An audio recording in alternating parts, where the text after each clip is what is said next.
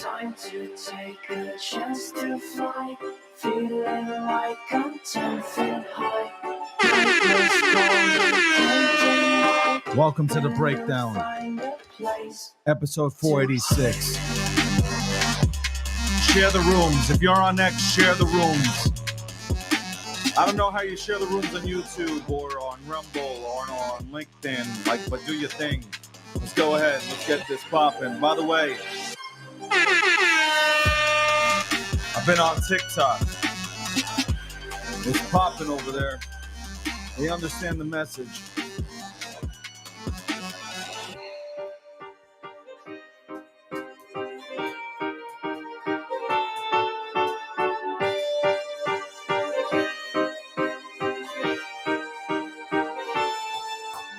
Here to tell you what I know. No one wants to be alone. Like a virus in your soul. Don't give up and take time to take a chance to fly. Feeling like I'm 10 feet high. Nightmares call, you can't deny. Better find a place to hide.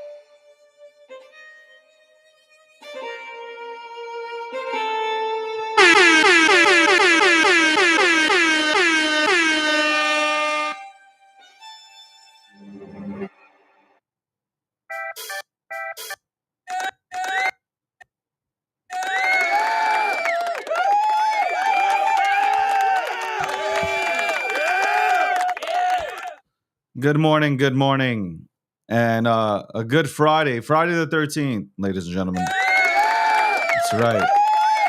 I didn't even know it was Friday the 13th. Didn't have a goddamn clue. I was driving. I looked at the date. I put 2 and 2 together, and I was like, God damn it. It is Friday the 13th. Friday the 13th. Ooh. Welcome to The Breakdown, though. Episode 486, sponsored by Gemini, powered by Gokhshtein Media. I am the founder and CEO of Gokhshtein Media, David Gokhshtein. Welcome, welcome, welcome to the show. Welcome everybody tuning in from YouTube, LinkedIn, Rumble. We are working on TikTok. By the way, I have been on TikTok. I've been looking at the posts and the videos that have been driven onto that platform, clips of this show that have been put onto that platform. And I got to tell you, what a great platform that TikTok place is. Uh-oh. Look who's joined us. It's Gemini, ladies and gentlemen. Give Gemini a round of applause. The link is available on X for you guys to click on. You should be signing up to Gemini. There's $100 on the table for those who come on and sign up to Gemini for the first time and trade $1,000 in crypto. Oh my God. Are you guys that allergic to money? Are you guys that allergic to hard money? We're talking about $100 in Bitcoin that potentially 20 years down the line will be worth way more than the $100 it's worth today. So I would go ahead and DM me like you guys have been doing, and I'll help you and direct you. Or go sign up to Gemini today and use my code. Use my code. And if you need my code, just DM me. I want applause today. I want you to clap for me. All right, a lot of news to go and break down. A lot of news to break down. I think crypto's kind of boring. To be frank, crypto is a bit boring right now. But I'm always bullish on crypto, but it feels like we're moving. It feels like we're moving towards the right direction. I feel it. I feel like October, we shall see something good in October. Uptober, right? Uptober. September has never been a good month for crypto. I don't remember a good month in September since I've been here. So we wait for October. We wait for October and we go ahead and see what happens from then on in. I said this on the street. I did an interview with the street yesterday, and it all comes down to obviously the rate cuts. You have new money that has never entered in. And when I say new money, you have money that has never participated in crypto, never participated in Bitcoin, never touched Ethereum. And they are waiting. And most likely they are waiting for the rate cuts. And once those rate cuts go into play, and we should know by the 18th of September whether or not the Fed is finally going to give the entire world some breathing room by cutting the rates. We shall see, and I believe we shall see the new money pour in. You know, we shall see institutions and millionaires and billionaires, pension funds, teachers unions, all start participating in Bitcoin, which will then have a trickle-down effect into everything in the crypto space, crypto ecosystem, whatever you'd like to go ahead and call it. That's what I believe what will ultimately happen. You have, and I'll repeat this again, there is new money waiting on the sidelines, waiting to get in. And they're waiting for the perfect entry point and perfect opportunity to do so. So I would say, hey, again, continue to sit on your hands. If you aren't sitting on your hands and you have some sort of game plan, then just like I'm doing, continue to accumulate things that you believe in. Don't chase. Don't chase. You continue to chase, and that works against you. When you chase, it works against you. All I see right now in the crypto space is people chasing the next shiny object because they think that the next one potentially will be one that pops off like Pepe, and that will make them filthy rich. And unfortunately, there is no next Pepe. There might be a next meme or asset that maybe follows the same path, but they come around every so often. They don't come around every day. Seeing you guys run into the wall chasing the fuckery that's out here, I can tell that you guys hate studying. You didn't pass third grade. Prove me wrong if you passed third grade. I can't see it. I definitely know that you have a second grade education level, and there's nothing wrong with that. There's nothing wrong with that. But I now understand how, after 10 to 12 years being here, I now fully understand how this new generation operates. Nobody waits. We like to chase. And then we destroy ourselves. And then we find somebody to blame. We don't blame ourselves. We don't blame ourselves for the fuckery that we have committed. We seek to blame someone else for the fuckery we participated in. It's crazy also to see. A lot of you swine flu members still gather around a fireside, and you still believe that swine flu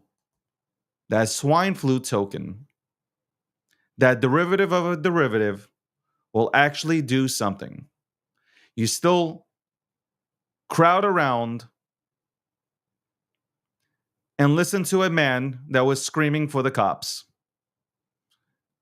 And you hover around listening to a man that insults you and insults anybody within your own community.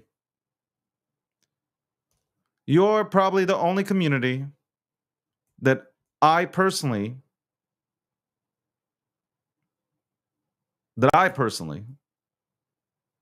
don't care for. I don't.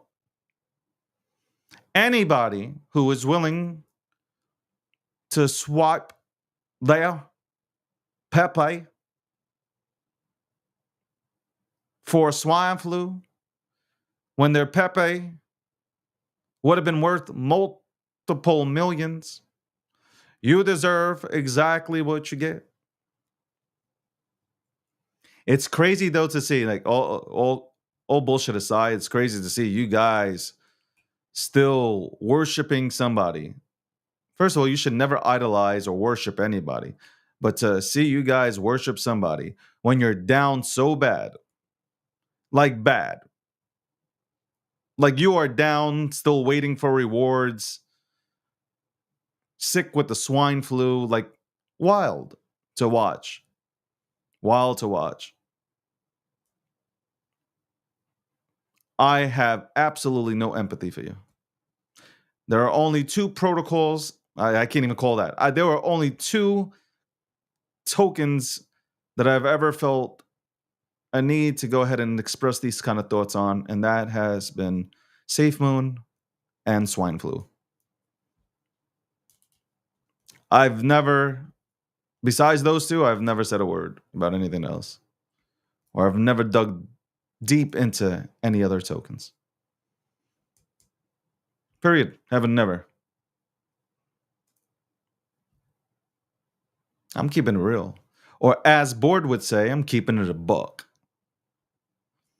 I'm keeping it a buck. Yes, I am. I'm keeping it a bug. By the way, at 1:30 p.m. Eastern Time today, I'll be hosting a space on X, formerly known as Twitter, 1:30 p.m. Eastern Standard Time. It's a meme contest, and let me get the name right. Let me get this name right. Get the title right. Damn, I really retweeted a lot. What the hell is it? Why doesn't it show up? Really? Am I bugging out?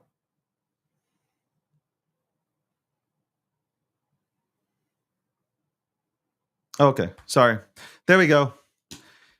Meme Deathmatch, episode 3 or number 3, Jungle Bay Island. So tune in. Tune in at 1:30 p.m. Eastern Standard Time as I host, along with Sakasa and others,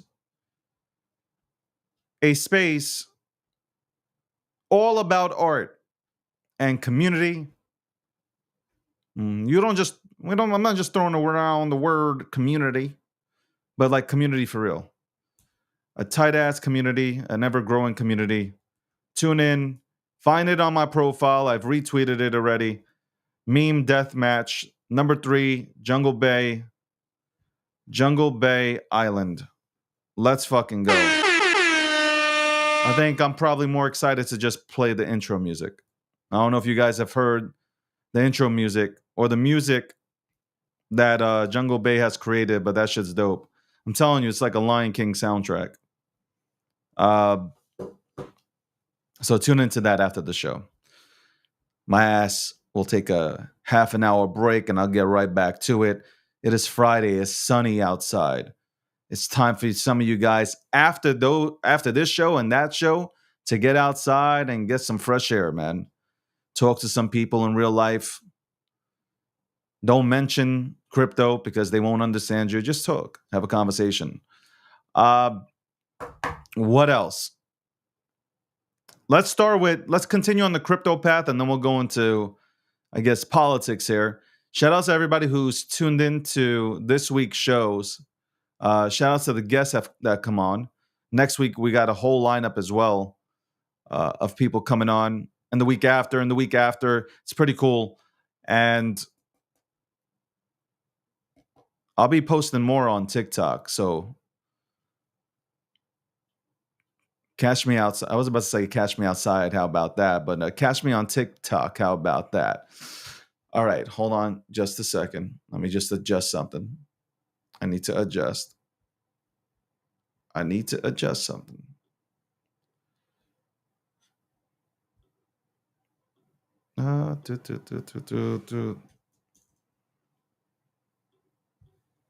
The fuck? Okay. All right. Welcome to the breakdown. Episode 486. Again, sponsored by Gemini, powered by G Media. What is every single time I go live, I'm getting text messages. But I get no text messages. When I go. Hold on.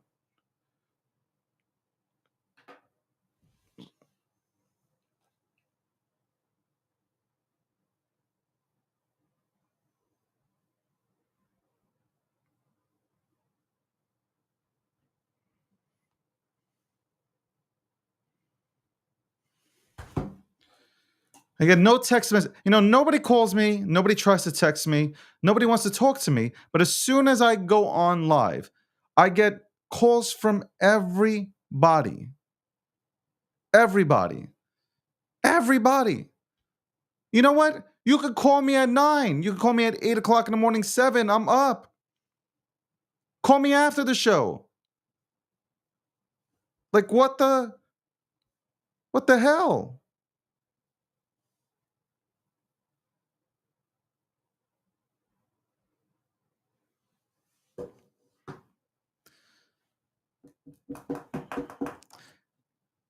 So yesterday, as I was on the street, and obviously there was multiple interviews that were being done. somebody sent me a DM telling me that Trump is officially launching his token. And you know what? Like I sat back and I thought about that. I was like, man, you know, I don't know if that's the right move. Like I don't know if that's the right move right now. I really don't know. And like from everything that I've researched, apparently, Trump and his two sons, you know, Donald Trump Jr. and Eric are both advisors along with Donald Trump, but still, it's like I just don't believe he should be messing around with it. If Trump is going to be in crypto and he loves crypto, he should focus on Bitcoin, Ethereum, and the assets that have already essentially built a foundation. I don't, and now people are talking about, 70% of the supply is being held. It's just not, it's not a good look because they're going to use this against him. They will use this against Trump. It's not like I'm saying like he shouldn't create a token ever. Like everybody can do whatever the hell they want. No matter who you are, no matter your status, you can do whatever you want. Like this is that's what, when people say, well, it's a decentralized space, it's a decentralized space for everybody, right? If you're going to use the word decentralization, now you have to apply it to every single individual, regardless of their status. So I'm just like, listen, man, the country's on the line right now, man. This is the most important election of my lifetime. I believe it to be the most important election of my lifetime and probably our lifetime. Okay. We have a country that is legit in shambles. And that's not being overly dramatic here. It is the truth. If you look at everything, if you look at the cost of living, inflation, you really sit back, throw away your party affiliation, and you look at the current status and the current well-being of our country, it's bad. It is not good. It's not good. It might be good for certain individuals, but it's not good. But how many individuals are thriving? 10%? The 90% aren't. They're starving, looking for jobs. They can't get jobs. And if they get a job, it's not enough to go ahead and support their expenses, feed their families. It's not, we don't have that economy. That you can even see that in crypto. You can kind of see that in crypto right now, where everybody's coming out with these tokens, but there's not enough liquidity to support them. And I'm right. There are people just popping. And you know what? The sad part is people are popping off with really good memes, like legacy memes, but they have no intention of taking them further than 24 hours because they know there is absolutely no liquidity. And this is PFP to the fullest. This is PFP to the fullest, this extent. I'm watching people, the same people, go from Solana to Tron to Solana. You're just literally playing against each other. Nothing more. So instead of, I don't think Trump should be focusing on creating a crypto. I think he should be focusing on winning this election. Because there are a lot of people, including myself, that are praying that Trump gets into office so we can fix this economy, so we can fix our relations with people and countries that we used to have relationships with. This should not be on the agenda. This should not be on your plate right now. It shouldn't. It absolutely should not. See, I'm willing. The difference with me is that I truly believe in my heart I am fair when I call things. Like, I try to call shit as I see it, period. I don't think Kamala Harris should ever be president. And there is nothing wrong with me saying that. That is not me saying that she's a bad person. I just don't think that she's the perfect fit to be president.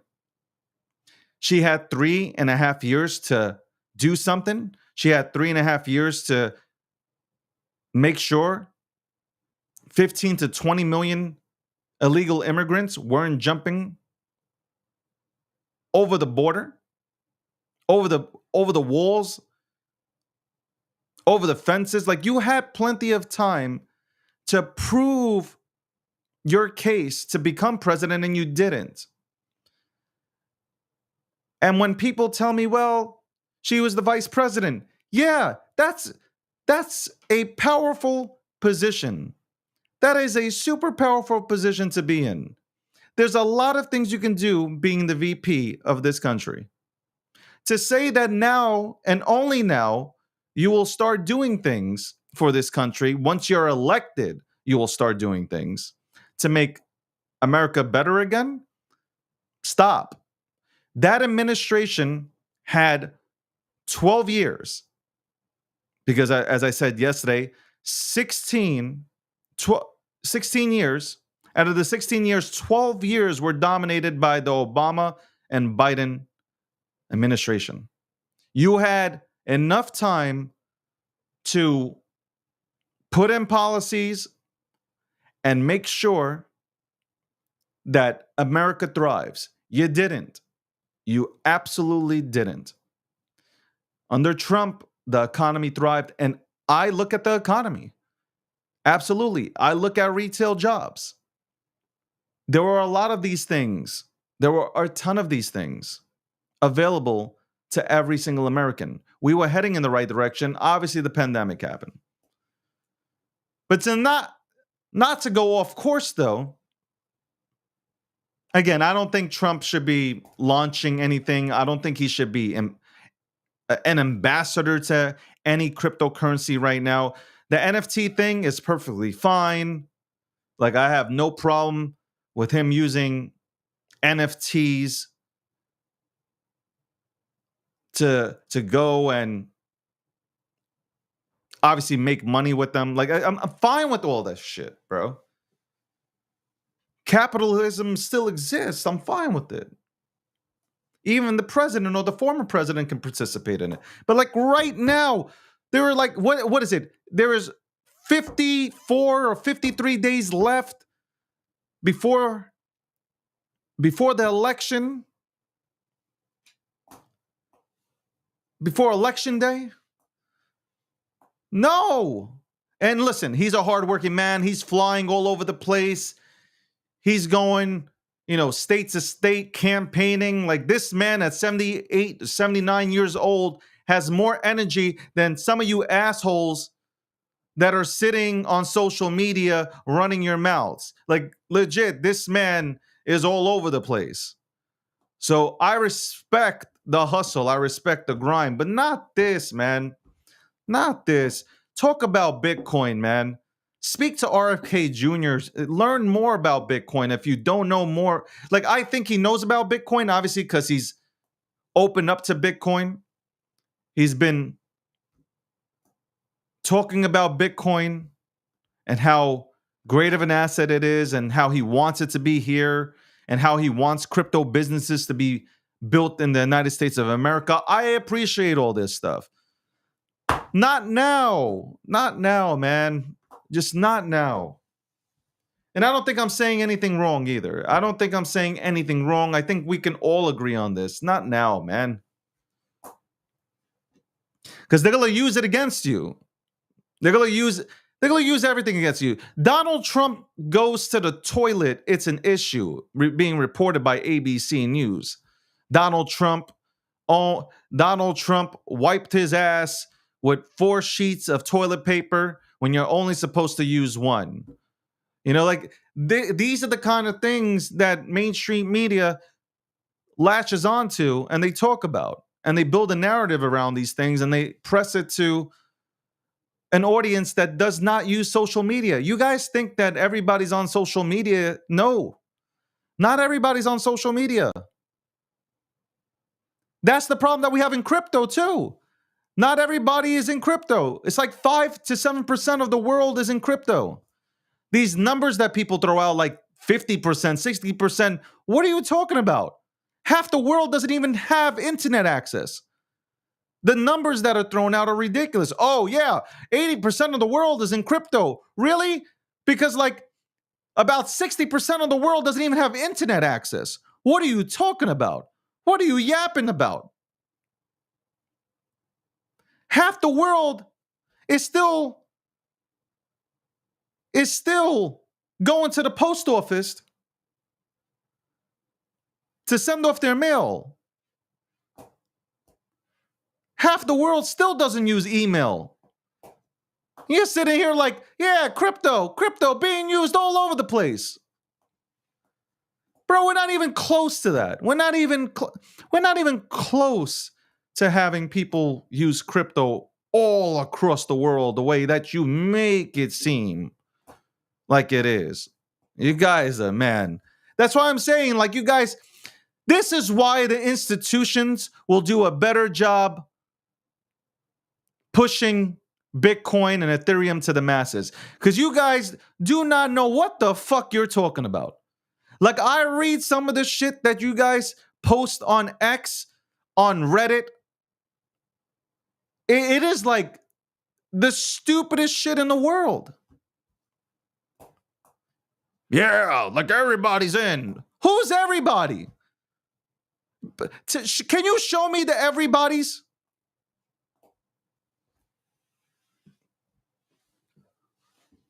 Welcome to the breakdown, episode 486, sponsored by Gemini. Sign up to Gemini, ladies and gentlemen. I left the link. I left the link on X. I left the link, not on the drug because I don't take drugs, but on X, formerly known as Twitter. Left the link on there. Click it. Sign up. Sign up some family members. Listen, if you've signed up, sign up some family members. Don't be greedy. Let them get $100 in Bitcoin after they trade $1,000 in crypto. Why not? Terms apply. Powered by G Media. Yes, I'm the founder and CEO of G Media. And G Media is going to be at Token 2049. We are official media partners with Token 2049. Period. Let's fucking go. We're out there, boys and girls. And we'll be doing some dope ass shit out there. We're also one of the main media partners for Karate Combat. And we'll be covering that event as well. We'll be covering a lot of shit out there. Okay? We're also going to be covering the event in Ohio as well. Stay tuned for that shit to come out. We need to find out if cats and dogs are being stolen and eaten. And G Media is going to figure that shit out. We'll find that. Yo, by the way, I still can't get over it, man. I still can't get over it. When Trump said, I've never seen that shit happen in my life on live TV during like a serious situation. And in this case, a serious debate. Here goes Donald Trump. Like, I'm still, I'm still laughing. He said, I seen on TV how they eating cats and dogs. Bro, I was dead. I was on the floor crying. When you can't stop laughing? You know when your laugh doesn't even come out? It's just like you're gasping for air. Like, that was me watching that very moment.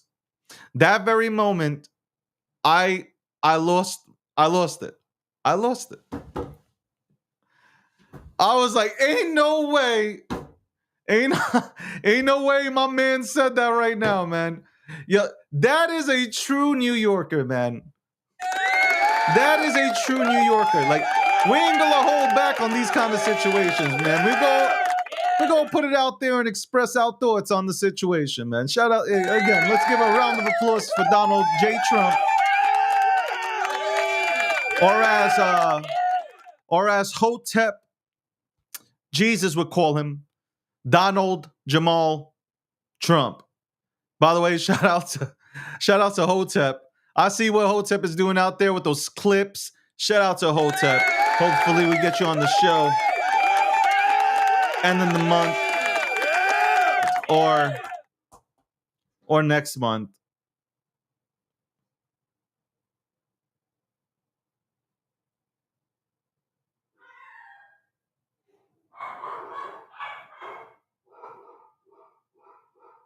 Damn, these dogs. These dogs see somebody. Hold on one second. Let me bark back at them.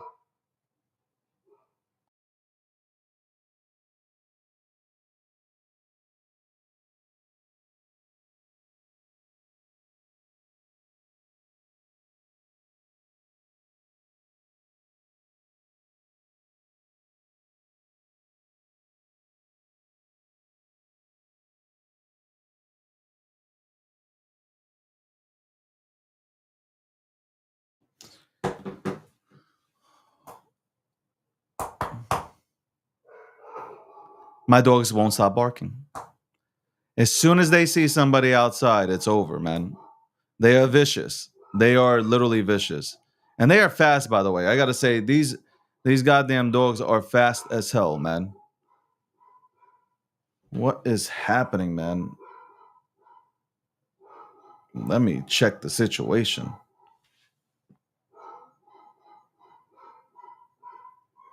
What are they? There's nothing out. What the hell are you barking at, man? Jesus Christ. Anyway, welcome to the breakdown again. All right, so talked about Trump and the crypto thing. And again, I don't believe that he should be an ambassador for anything crypto. I don't believe that he should be doing that at all. I think he should definitely just focus on, the issues at hand, and that is winning this election, because it's that important. And obviously, I talk about this constantly. It is really important for him to go ahead and win. It's important for the country as well. And I'll keep saying this, guys. It's not about your party affiliation. It really isn't. It's not about your party affiliation. It comes down to who is the best person to lead us moving forward. We need, Jesus Christ, let me shut this off. We need somebody that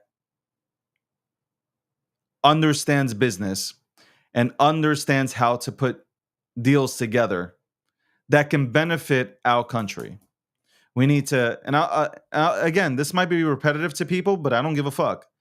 We need to take care of our people, and our people come first. Look at all these other countries. Take these other countries as an example. They're putting their people first. They are literally putting their people first. Why aren't we doing the same? Why aren't we taking care of our people? There is a major drug problem out in these streets right now. You have people that are walking around like zombies out in these streets. Instead of helping them, there are people that come by to these specific places and they just help them by replacing their needles. What in the fuck is happening? Instead of replacing their needles and giving them new syringes and shit, how about we take some of that money that we are sending off to all these places that hate us, okay? Because all these places hate us. They ask us to come there. We come there. We try to help them.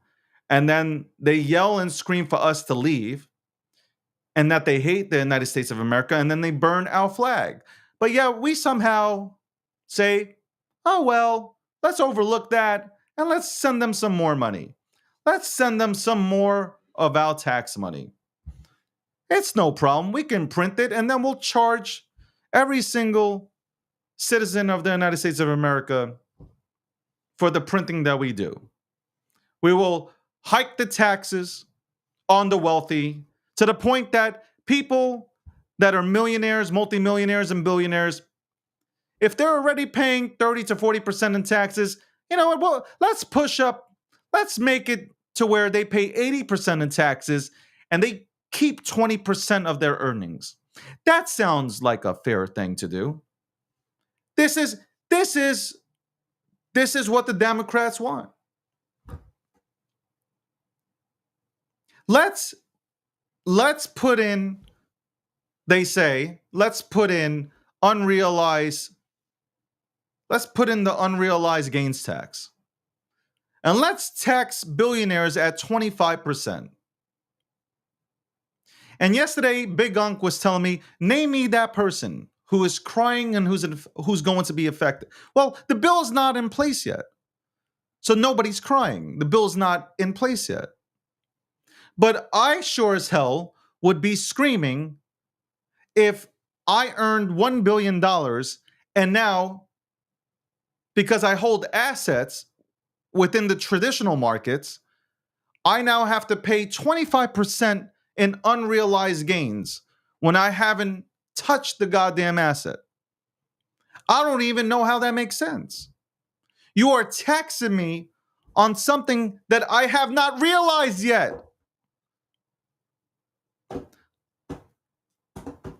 I am a billionaire on paper. Until I realize it, it's just on paper. And you're taxing me on that? And it's, you know what? Here's the thing. So people are like, well, it's just for billionaires. But it slowly trickles down to everybody else. Have you not seen it? They said in 17 that income tax was going to be temporary. It is 2024, ladies and gentlemen, and taxes still exist. This nation fought England based on a 2% tax. Need I say more? Need I say more? We went to war and fought for our independence to get away specifically from a 2% fucking tax. And now we're out here supporting more taxation. Like, it is crazy. Like what like we're gonna get to a point where, you know what, we're gonna get to a point where billionaires will have to have 3 or 4 jobs along with 6 different revenue streams in order to pay their rent. You're gonna have billionaires living out of 1-bedroom apartments. It's gonna get to that point. Honestly, it makes me. It's a joke. It's a joke.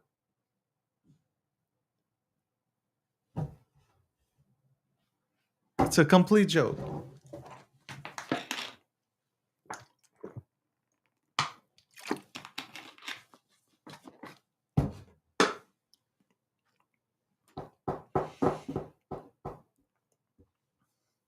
But who is better for crypto?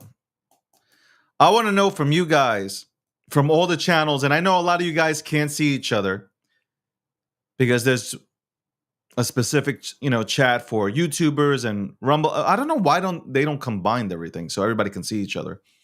But who is better for crypto? Is it Trump or is it Harris? Because I would love to hear the Harris people and the Harris supporters tell me why Kamala Harris would be better for cryptocurrency and the crypto industry. Because nothing that she has done so far, along with Biden, has said otherwise.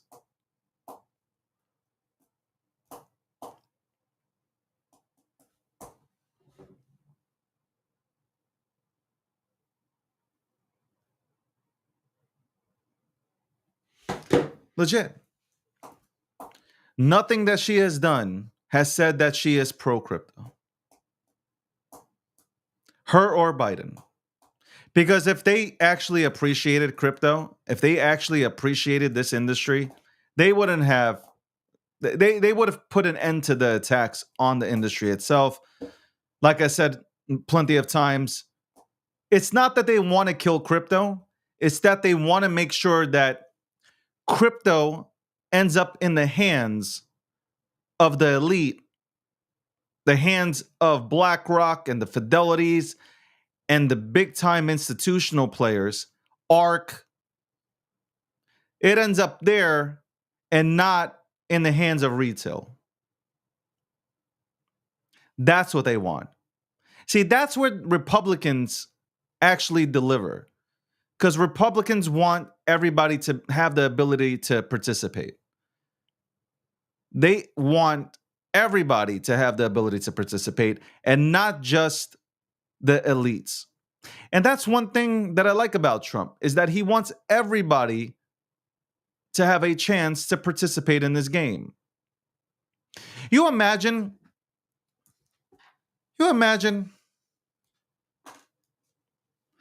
and these are good topics to touch on because I love to go ahead and talk about this.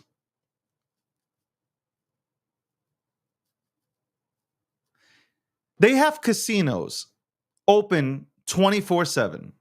You can go to a casino right now.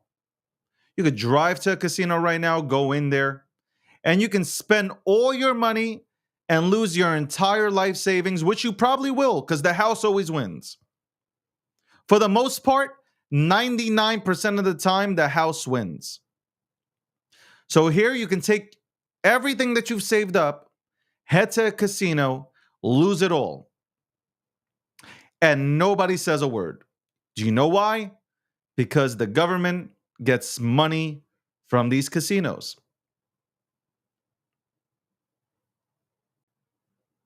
It is legalized gambling. Somebody can go and continue to play scratch offs, continue to play the lottery games out here, go to OTB stations and bet on horses, lose the life savings. It's okay because it's legalized gambling.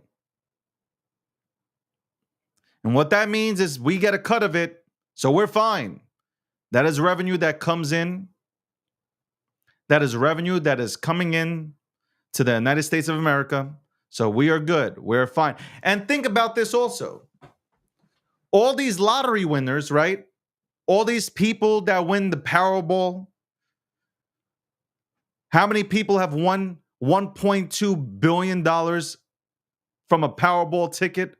And then their final amount, their final payout is like 30 to 35% of the actual jackpot.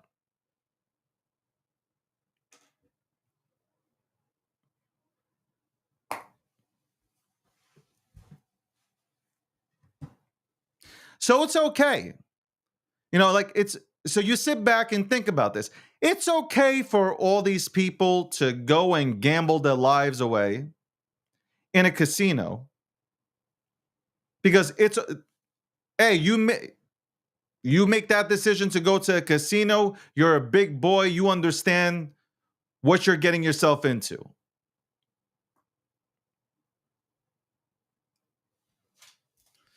But something like Bitcoin and Ethereum and the crypto ecosystem,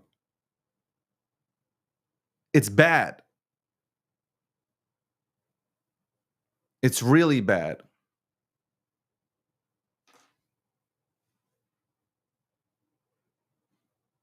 Really? Do you know how many people have changed their lives in crypto? Do you know how many people have changed their lives and built out phenomenal companies in the crypto space that have actually led to job creation within the crypto ecosystem? And you then compare this to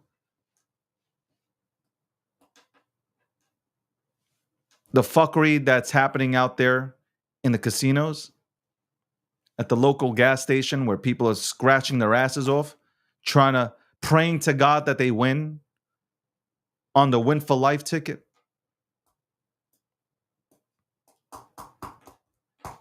I'm telling you, man, you sit back and you realize, when you really sit back and you take off the blinders that you have on and you see everything for what it is in 4K, you start to understand what the agenda is here. And the agenda is, we're going to make sure that retail does not succeed. They have shown us this time and time again. We had 2021 where Wall Street Bets, that entire movement of retail buyers, came together. They didn't know anybody. Like, they didn't know each other. These are just random people that all came together and decided to go up against the hedge funds. When hedge funds decide to short a company into bankruptcy, there are no triggers that activate. Nothing is halted. Trading is not halted. Okay? Nobody feels bad sending a company into bankruptcy. But traders who went and supported AMC and GameStop, every single day, triggers went off.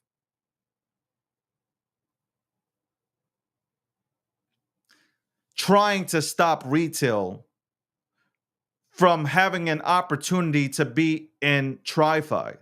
You had some of the biggest hedge fund managers come on to mainstream media crying and saying, how dare you? How dare they don't need these people, air quote, these people don't know what they're doing to us. Us meaning the hedge funds. They were screaming this. They did everything possible to stop the retail buyer from winning. Because for a while there, the retail buyer was winning. They were crushing the hedge funds. The hedge funds had a cover. It was something, honestly, observing it, it was great to watch. It was beautiful to see random people from all walks of life come together for one cause. And retail finally winning. And retail finally getting an opportunity. What a great fucking concept. Imagine if retail can participate. Retail still doesn't get to participate in IPOs and shit.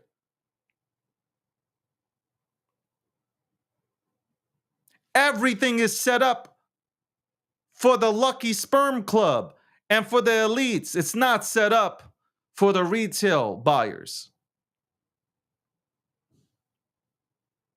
A lot of you guys don't have $10 million liquid sitting there to participate in any of this shit. This is designed, this entire system is designed not for the retail buyer, but for the elites to continue to collect generational wealth. And here comes Satoshi Nakamoto, who creates Bitcoin for Main Street. Not for Wall Street, but for Main Street. for regular people, to give regular people an opportunity and a chance, and also to somehow fix a broken system, which it is broken and has been broken for a very long time. And the only people that benefit from this broken system are the elites. Not us, not the retail person, the elites. They benefit. The elites and their friends, they benefit from all this fuckery. And whether it's a bear market or a bull market, they win. They win because they control the narrative. BlackRock and Fidelity own 56% of Main Street media. MSM, 56% of it owned by BlackRock and Fidelity. I'll say this again. BlackRock and Fidelity own 56% of Main Street media.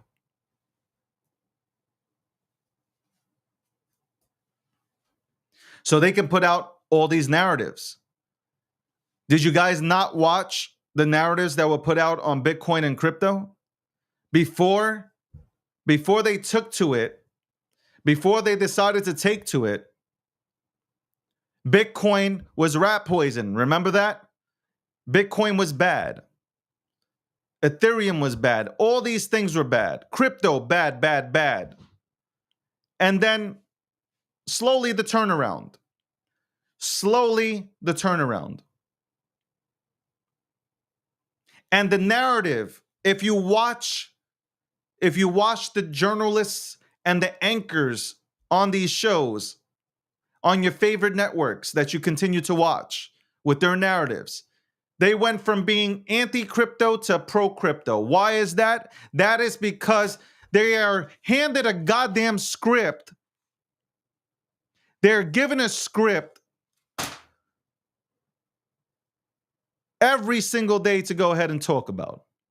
Here you go, Johnny. You read this, and you read this at 9 a.m. in the morning on your show, and you tell the people, this is the way we're going now.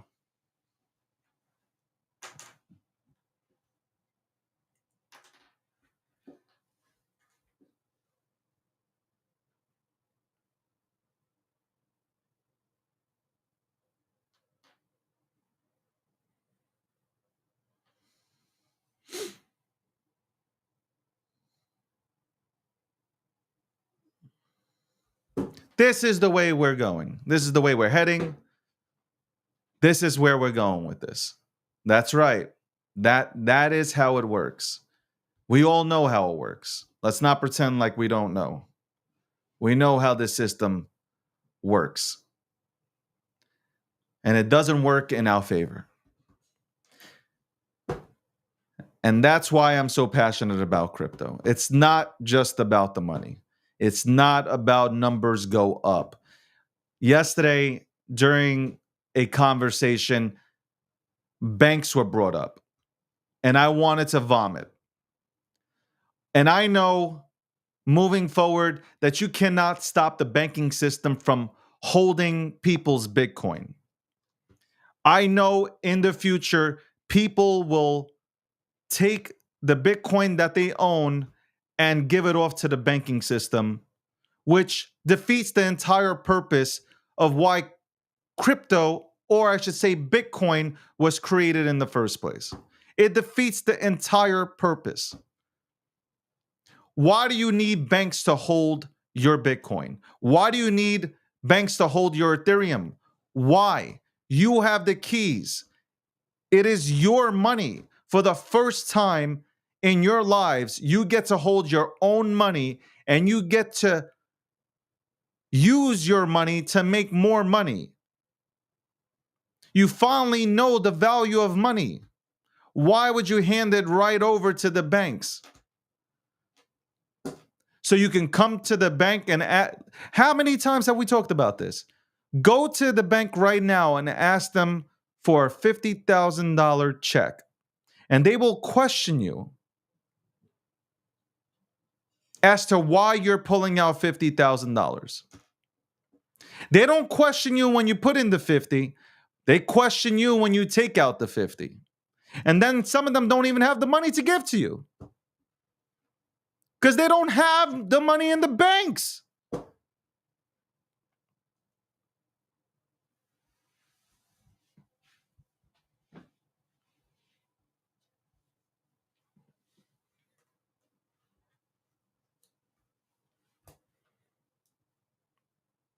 It's frustrating. It's frustrating that a lot of people don't see this. A lot of people that I've read making comments about who they're voting for, it seems like being in this industry, they haven't learned a goddamn thing. A lot of people don't know anything or fuck all when it comes to Bitcoin. Nor do they care about it. Nor do I don't really think they care about this goddamn ecosystem either. I really don't believe a lot of people believe in this ecosystem. You heard from a friend that they made a killing on a certain meme. You raced into here. Now you're chasing. You're probably down. You continue to chase. Now you're motherfuckering everybody on the planet. Because you thought that just signing up to X, formerly known as Twitter, just signing up for an account, you automatically get a check for $1 million into your wallet just for signing up and participating in crypto. That's the kind of mindset we have. Not me, but some people in this ecosystem, that's the mindset they have.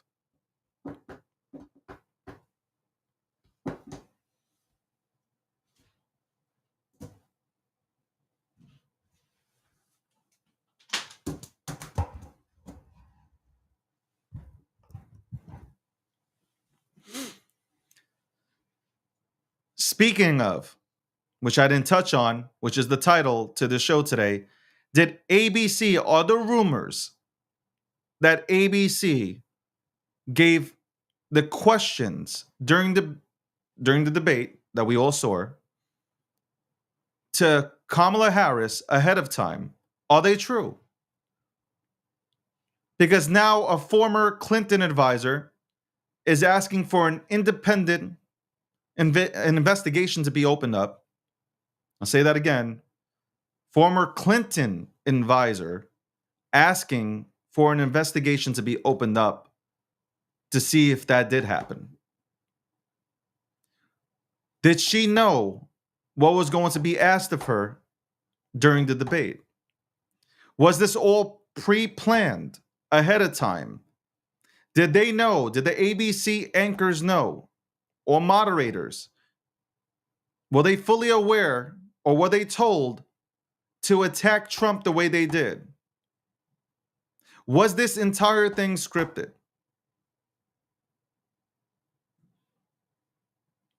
Was this entire thing scripted? And you know what? In my mind, I believe, in my mind and in my heart, I believe in my soul that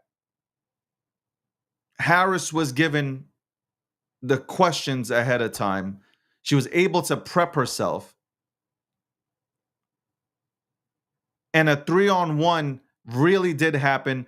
And obviously we saw it because she wasn't fact checked. Only Donald Trump was. And Donald Trump, and you know what? It wasn't even the fact checking. It was more how the moderators did their job with Trump. They already, when they hit him with a question, that question was closed already. It was like, well, you committed a crime. How will you move forward? That was the type of questions that he was being hit with. It wasn't fact checking, which they were doing. It was more so that they were hitting with, like, that guy, what's his name? David? David was hitting him with, like, yo, like, you did this. What are you going to do moving forward? Like, bro, where did J6 come from? Listen, Jason, look, January 6th was a terrible event. I don't care if you're a Democrat or a Republican. That should never happen in the United States of America. Never. We're not some third world country. We should never have those events.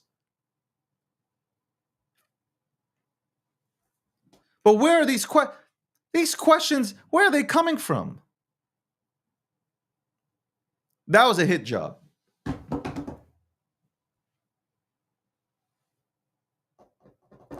That was definitely a hit job. Definitely a hit job. They knew exactly what they were doing. They knew the mission. They knew exactly what they needed to do. ABC, where the executives are friends with Kamala Harris, they knew exactly what they were doing. I would tell every single candidate, whether you're running for House, Senate, or the Oval Office, never ever to participate, regardless of whether you're a Republican or Democrat. I would never, ever, ever participate. Never participate on an ABC playground. Legit. Never. And you know what? Donald Trump shouldn't. I seen this yesterday. I think they're trying to egg him on to do another debate, a third debate. He doesn't need to. In my eyes, the more and more I sit and I allow this to resonate and marinate, and I look at everything that did happen, because my first takeaway was, I don't know if anybody really won except the ABC moderators. Kamala Harris, she came there, she was alive, she had a pulse. And that's better than whatever Biden brought to the first debate. Because we all saw it. Biden was a mess. He was all over the place. I don't even think he knew where he was. So having Kamala there, I mean, what? Okay. Any one of you guys in this room right now could stand on stage and your polling numbers would have been good.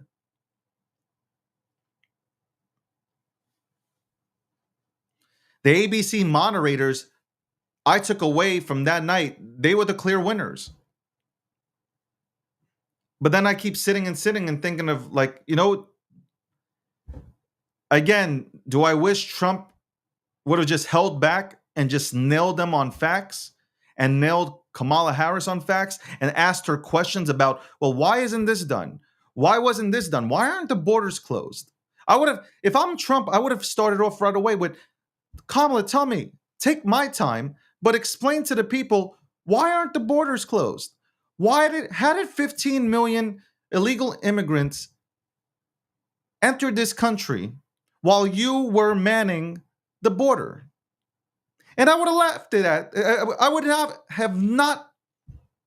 I would have gave her all the time in the world to explain it.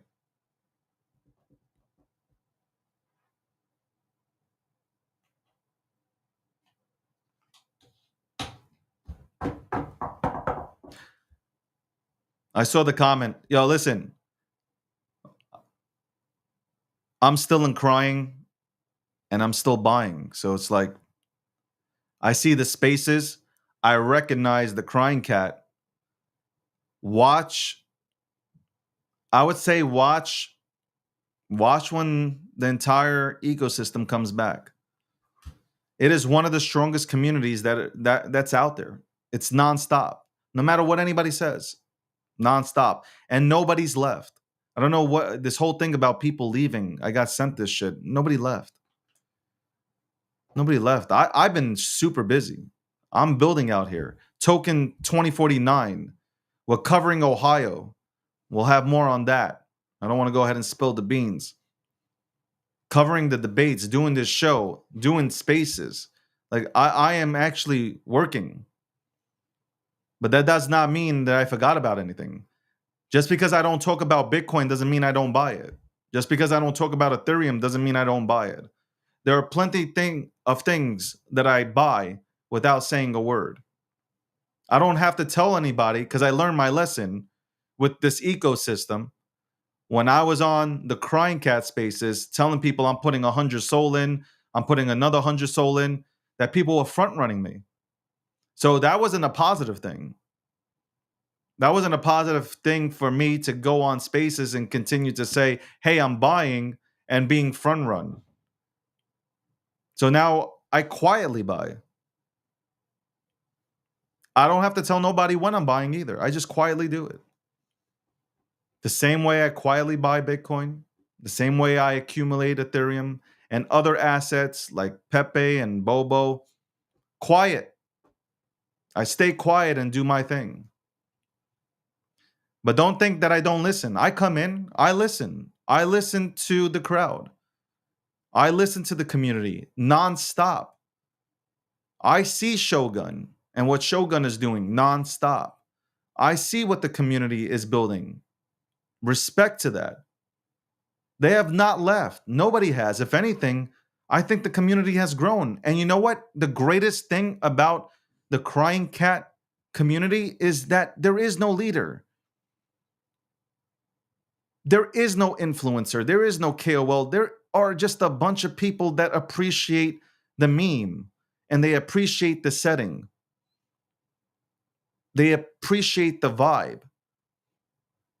And they've gotten stronger and stronger with every single attack. That's what I see. That is literally what I see.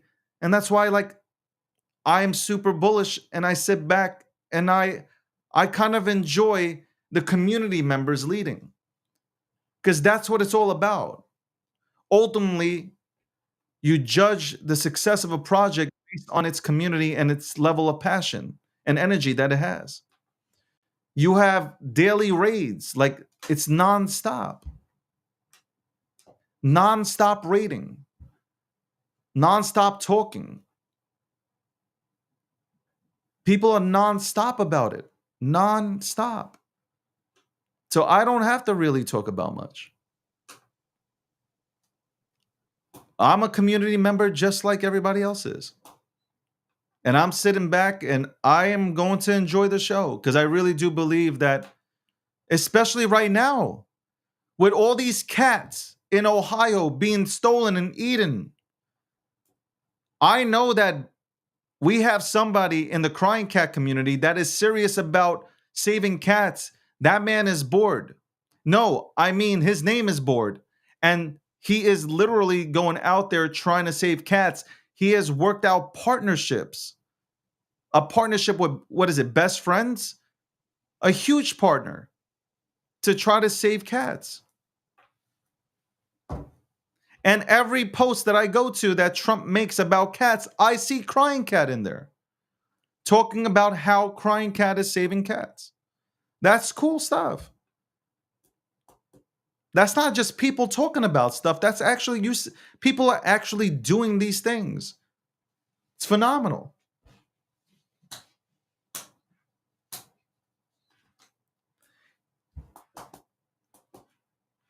I wondered why.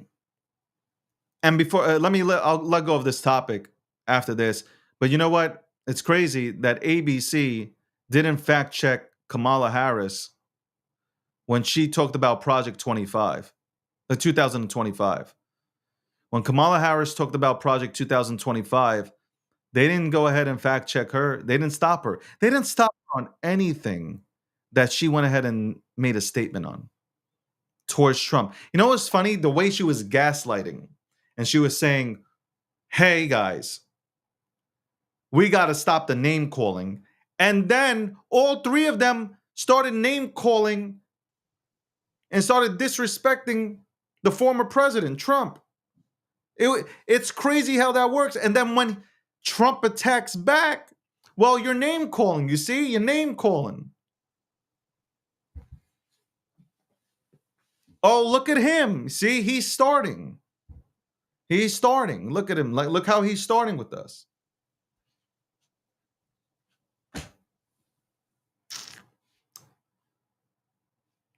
Unbelievable. Unbelievable. Welcome to the breakdown, episode 486. sponsored by Gemini, powered by G Media. Again, the announcement came out. We are one of the official media partners for the Token 2049 event. Anybody who's going out there, let's meet up with the G Media team. Let's get it popping.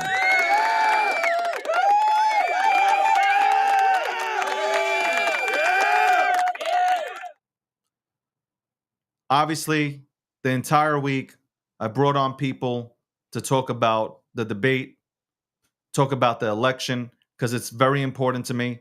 Maybe it's not important for others. It's important for me.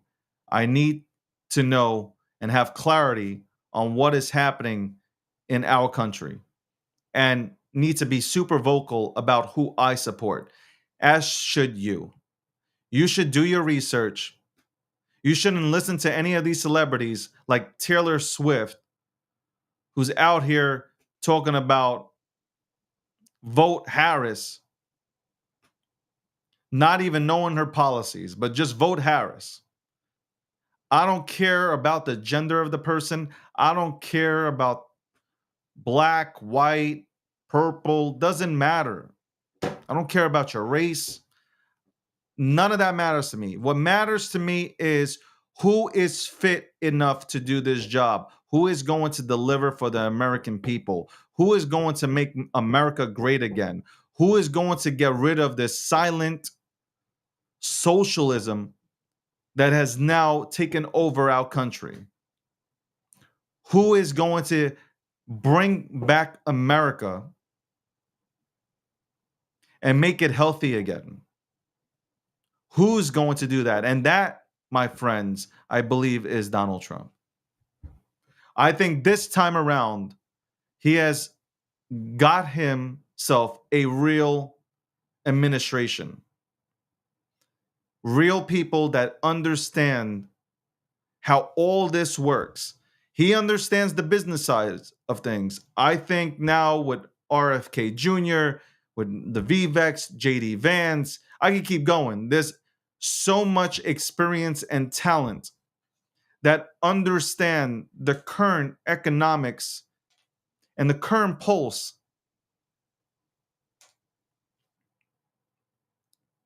domestically and globally that I think he will do. I already think he did a phenomenal job, but I think he'll do a much better job this time around. I don't believe that he thought he was ever going to win against Hillary Clinton. I don't think anybody did, but he won. And he's not a politician. Even though he's used to going against all these characters in New York City, he's dealt with the mob, he's dealt with the mafia, he's dealt with everybody in New York City while building real estate here.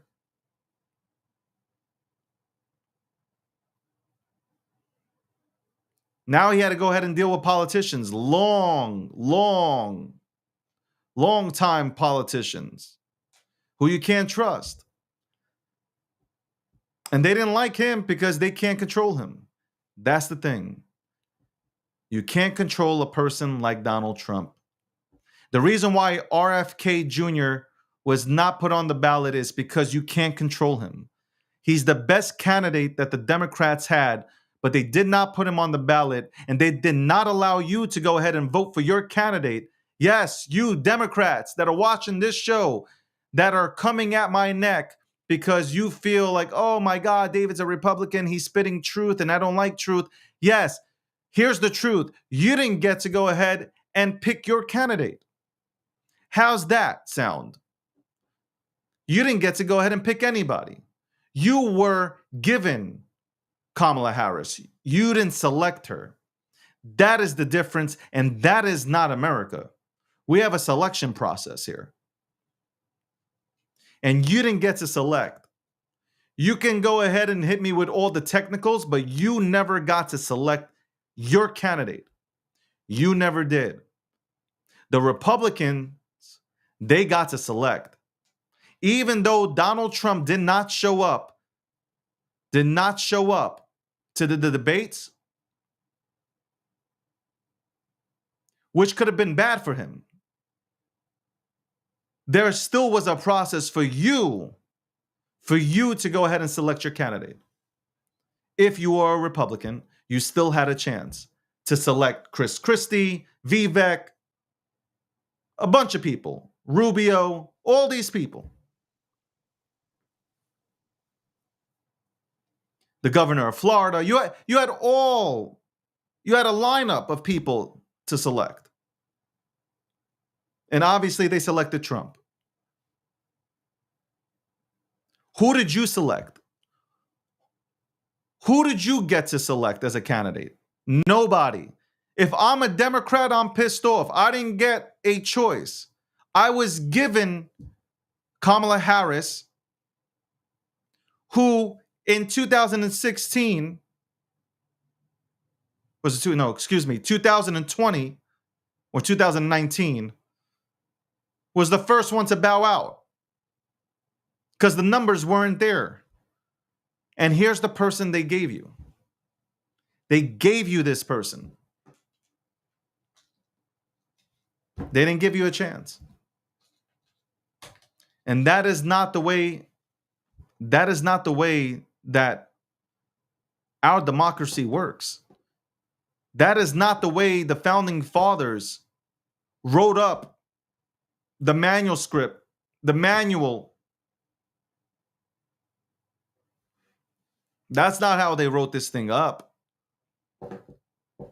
They're probably rolling in their graves like, what is this? We created the perfect system, and now we have, like I said, you only see this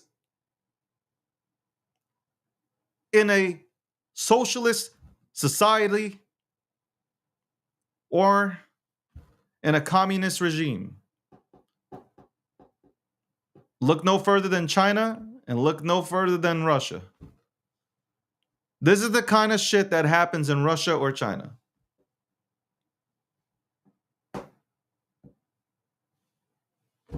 It's plain and simple. Only happens there. You should be mad.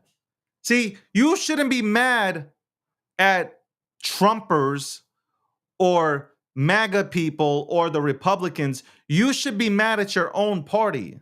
Like if you're a Democrat, you should be mad at your own party.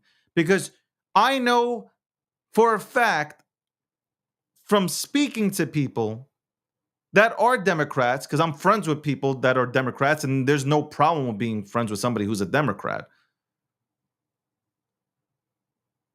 They didn't get their pick. They didn't get to decide. They're upset. Are you upset? I would be. You guys don't even know the policies that she stands. If she stands on the same policies as Joe Biden, as President Biden, then we are royally screwed. If she literally stands on the same policies as Joe Biden, we are screwed. We are. Nothing will get done. And if things get done, it's only going to get done for the worst.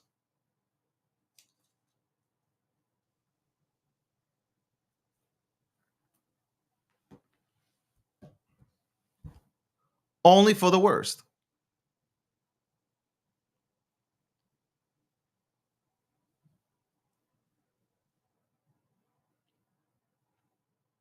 We got to do better.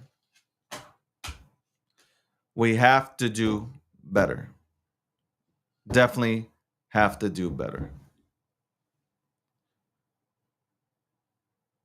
We can't allow the United States of America to officially say that we are a bunch of socialists. Ugh, that is crazy. I have Kaz here. I'm going overtime. We'll go until 10:15 here. Let me bring Kaz in real quick. If you don't know Kaz, go ahead and educate yourselves on my man's here. Hold on one second. Let's bring him in. Testing. Yeah, testing. 1, 2, 3. What's up, Kaz? Yo, how you doing? Everything's good. How's everything on your side? Great. So I'm stoked on this price action. It's basically what I've been trying to explain to everybody all week, and we're picking up some momentum here to the upside from these lows. Looks like shorts are beginning to see the writing on the wall, stop out, as you can see by the momentum here. I don't know. Do you have the Bitcoin chart up right here? I see it. Do I you put see it the up on screen? screen for everybody. Yeah. Okay. Yeah. So you had me on. I think that was Wednesday, right? And that was when we closed that can. We had closed the candle above the 9 EMA. Yeah. Um, and then I talked about how we sold off the next morning on, or no, excuse me, that was on Monday. We had the big candle. Then on Tuesday we sold off in the morning and found a nice bid. And then and on Wednesday once again the bears tried their hardest to sell us off, and we sold off down into the 50-day simple moving average and caught the nastiest bid of all time and closed up once again above the 9. And then yesterday, like I said, the writing's on the wall, and we broke out above the 21 EMA here on the Bitcoin chart.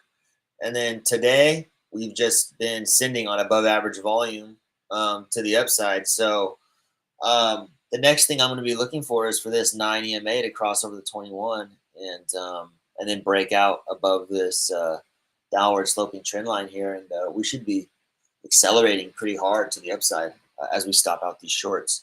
But hey, I wanted to play this audio clip for you. Do you have any questions about that price action or No, anything? I'm looking at it, and I said earlier, I don't know if you were in the chat or not. I didn't see it because I have like 4 chats going Mm, from the different platforms that we're streaming to. But I right. said that I feel like we're slowly starting to get out of this, out of these choppy waters. And I feel like October, or excuse me, October will be the time where we might go ahead and break out. I feel it. I don't know. I feel it in my gut. I feel like on the 18th, with these rate cuts, even though they should have been done a long time ago, if Powell comes out and says, okay, we're cutting rates, I feel like that money that's been sitting on the sidelines will start slowly coming in, and I can see us breaking um, out of this trend. But again, I don't know what you're seeing on the charts, but I see that, and that looks sexy to me. Well, yeah, you touched on a couple of things that are very significant. Particularly, you mentioned the money on the sidelines. Um, to me, that right there is the most important thing that we have going for us, is that there are record amounts of money on the sidelines, right? You can see that we've been, ever since we broke out from this. So we broke out. You can see right here, we were in a nice tight range in the end of 2023, coming into 2024, right? And then you can see what happens once we start moving. Once we break out of a range, it accelerates, right? Because people who had bets that we were going to go to the downside or we were going to hold, they end up having to stop out, or basically buy back the shares that were borrowed, right? So you get like this double buying situation, because you got people who are FOMOing in, you got people who just want to be part of the momentum to the upside, and you got short stopping out, right? So we broke out, then we had this tight consolidation, and then we ripped. So you can see there's a lot of people, as you can see in this volume right here, that were happy to buy this range, right? Between 50,000 and 55,000. So that bid has remained, all year. It's still there, because every time we sell off down here, there's immediately an institutional bid that's happy to buy up whatever you want to sell them. You know what I'm saying? And what ended up happening up here was sentiment got extremely bullish. Retail got extremely levered to the upside, and like I always talk about, who's going to pay them, right? That would be the industrials or the institutions, and they just, the way markets function. A market can't really make a sustained move to the upside if retail is positioned in the way that we were, which you can see how we're positioned if you look at the commitment of traders reports, which I brought up yesterday. So This last pullback was actually extremely constructive as far price action as far as positioning, because it allowed for retail to sell, stop out. Um, it allowed for them to sweep the liquidity that was down here and position in a way that may allow us to make this sustained move to the upside. And the timing couldn't be better, like you said. You mentioned we've got rate cuts coming for sure in September. It's just a matter of how much, right? Whether they're going to cut 0.25 or 0.50. I personally think it's pretty. I think it's pretty clear that they're going to do, just because I know how Jerome Powell is. I think he's going to do a 0.25, which is what we want. That's actually more bullish, because if you do a 0.5, it can have traders, it can have markets thinking, why are they rushing this? You know what I mean? There should be no reason to rush. If the markets are strong and inflation's coming down, why rush? So what we want to see and what we're likely to see is a 0.25 cut, and for them to obviously to leave the 0.5 on the table in case,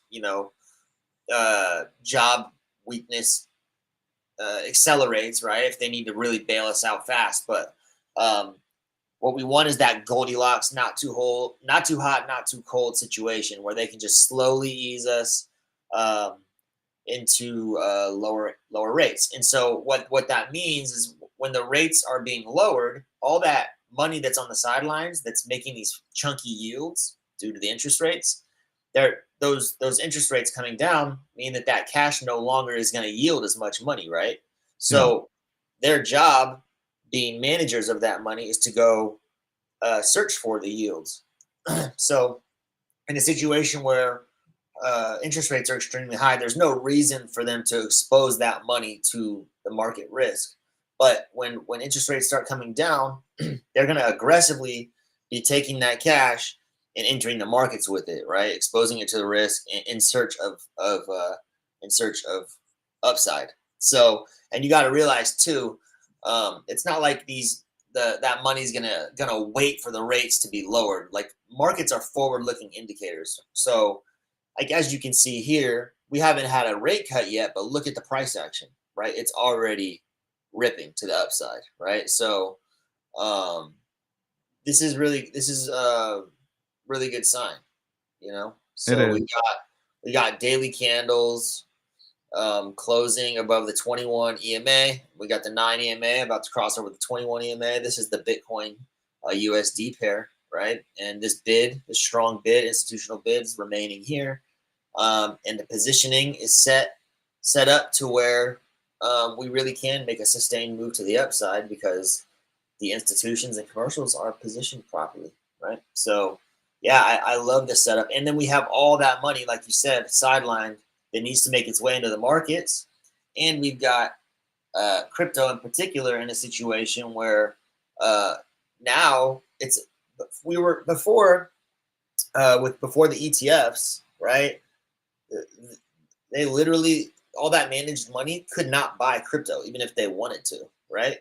But that's what's so significant about these ETFs is that now those trillions of dollars of managed money can now interact with the blockchain, and we're talking a 1-to-1 ETF. So for every $1 that they buy the ETF with, that ETF has to go ahead and buy the underlying asset. So we're dealing with a completely, in my opinion, like a completely different type of animal here. The market is going to change fundamentally due to the players who are entering and the amount of liquidity that is entering.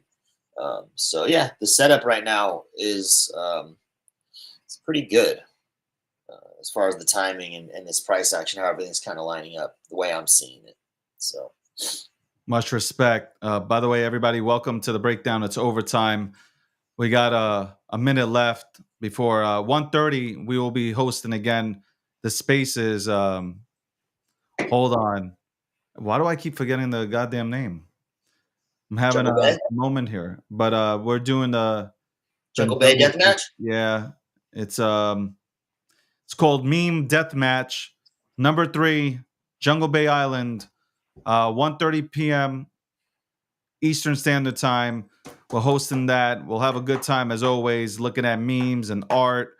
And there's only 5, so there's only 5 memes that we'll be looking over, so it shouldn't be that long.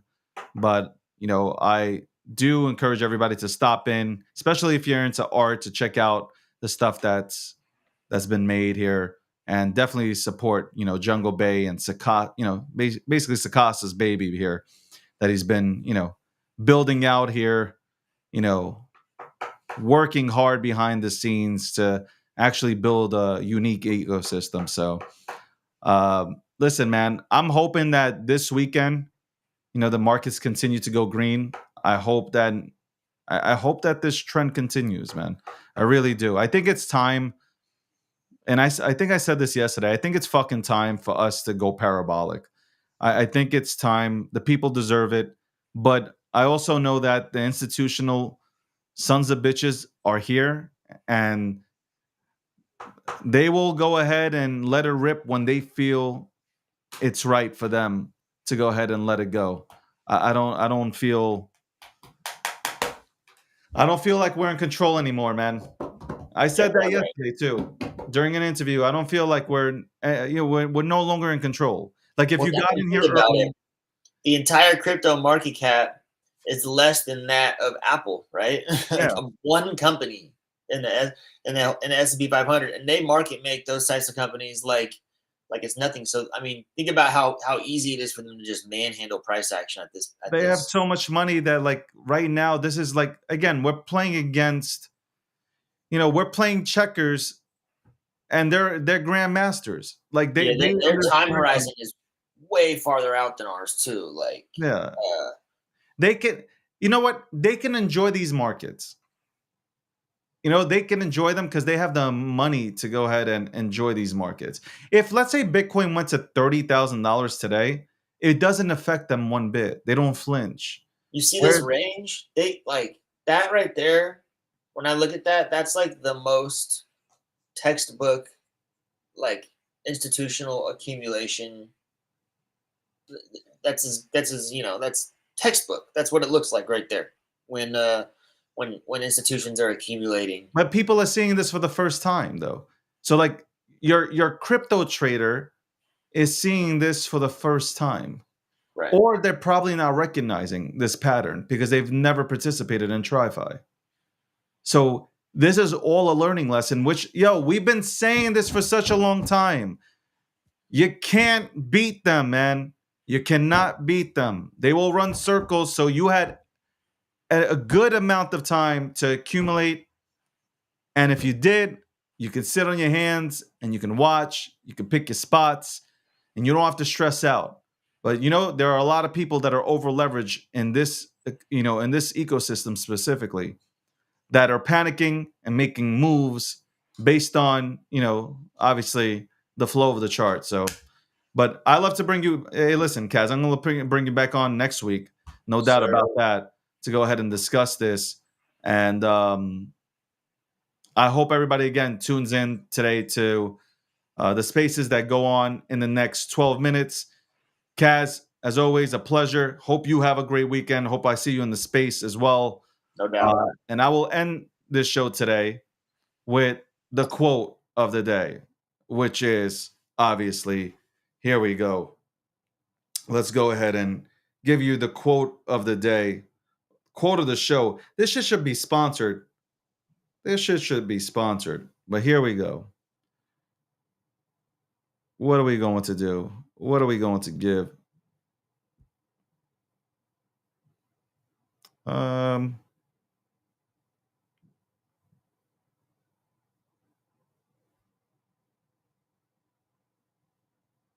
Let's see.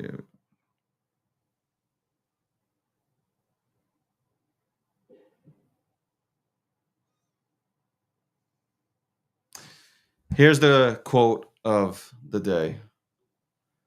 And here, this is how I'll finish up. Nobody knows how hard you hustle for your goals, how lonely you feel at times, how much sleep you lose, or the daily pressures you face.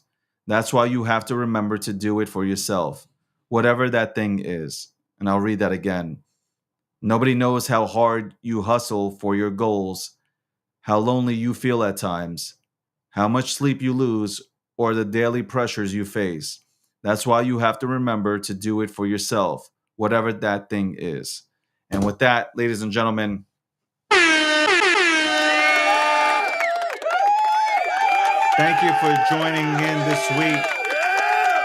Thank you for listening to me as we went ahead and talked about, obviously, the current election, the current race that we're seeing. Talked about crypto, brought on some guests, had some fun. We will continue this next week and moving forward, as I've stated, 11:30 a.m. to 1 p.m. Eastern Standard Time, the breakdown, episode 486. We're closing in on 500 episodes. Officially, it's probably unofficially more than that, but officially, we are closing in on 500 episodes. Holy shit, I never thought this would happen. I never thought in my wildest dreams that I'd be inching close to 500 episodes right now. That is crazy. That is crazy. I remember the first 20 to 25 episodes. I was like, God damn, man, this ain't working. Even though people were tuning in, I'm like, man, I don't feel like I'm delivering. And you know what? You just, with repetition, you get better and better and better. You don't stop. You keep grinding away. If you're passionate about something, you keep going. You don't stop. You just don't stop. You stay committed. Okay? You don't need to be motivated by something that you love. You don't need motivation for something that you love. And I dearly love coming on here every single day and doing the breakdown. I can't wait to do my podcast next month. I can't wait to go ahead and showcase what we are building out here in G Media. I am so zoned in. 2025 is different. We accomplished, I believe, if I were to do a report card on G Media and myself, I believe we have done a great job moving into quarter four. We've done a great job moving into quarter four. We can always do better, but I think we've done a great job in 2025, quarter one, with the stuff that we have in store. We're on some next level shit, and I can't wait. I cannot wait. Thank you to all our partners, our sponsors, for believing in us. Thank you, thank you, thank you. I truly appreciate it. Just because we've done this all without any VC money, without any of that bullshit. We have got to this point with no VC money. Period. Bootstrapping our way here as a fine ass media outlet. All done bootstrapping our way. People have showed commitment. They understood the vision. We have more people coming on board.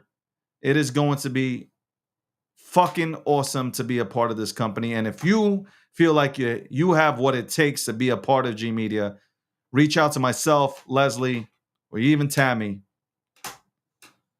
and let us hear from you.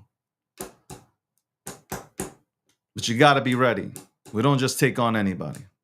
You got to be ready. You got to be talented. But most of all, you got to put in the effort. And on that note,